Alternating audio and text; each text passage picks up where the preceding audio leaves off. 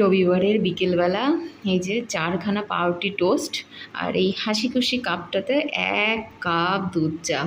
এই কাপটা এনে দিয়েছিল আমাকে আমার বোন বাংলাদেশ থেকে, সেজো কাকার মেয়ে নিপা। ও এই কাপটা নিয়ে এসেছিলো আমার জন্য। কি মিষ্টি এটা দেখতে।